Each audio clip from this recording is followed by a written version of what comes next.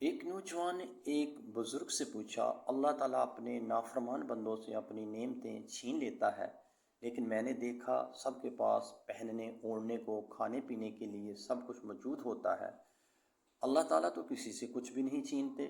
بزرگ مسکرائے اور پوچھا، کیا تمہاری نماز میں خشوع و خضوع ہے؟ نوجوان بولا، نہیں۔ کیا قرآن کی تلاوت کرتے وقت لذت محسوس ہوتی ہے؟ نوجوان بولا، نہیں۔ کیا 5 وقت کی نماز پابندی سے پڑھتے ہو؟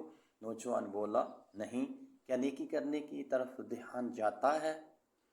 نوجوان بولا، نہیں۔ کیا زبان اللہ کے ذکر کی عادی ہے؟ نوجوان بولا، نہیں۔ تب بزرگ نے جواب دیا، یہی اللہ کی وہ نعمتیں ہیں جنہیں وہ اپنے نافرمانوں سے چھین لیتا ہے۔